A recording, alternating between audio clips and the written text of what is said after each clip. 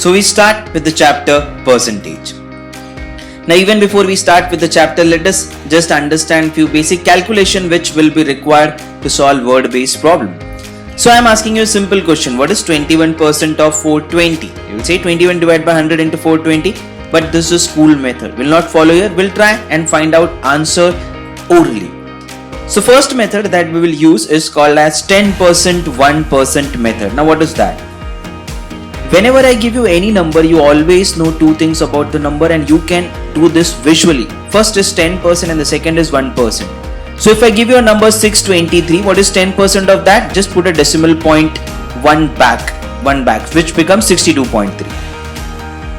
If I ask you what is 1%, it will be 6.23, 2 decimal points. If I ask you what is 0.1%, it will be 0.623. So visually, what can I say? By looking at any number, if I take 1 decimal point back, it will be 10%, 2 decimal point back, 1%, 3 decimal point back, it will be my 0.1%, and as simple as that. I don't need to do any calculation for that because I can find the answer visually. Now there is a logic why this thing happened. If you're wondering why this thing happened, if I ask you 10%, you will say 10 divided by 100 into 623, which will just leave 623 divided by 10, so 1 decimal point. If I ask you 1%, 1 divided by 100 into 623, so 2 decimal point.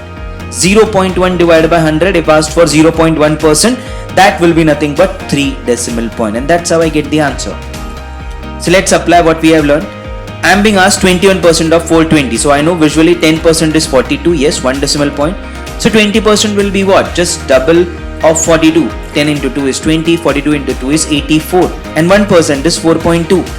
I need to know what is 21%. What will be 21%? 20% plus 1%. So that comes out to be 88.2, and I get my answer. I can do this orally.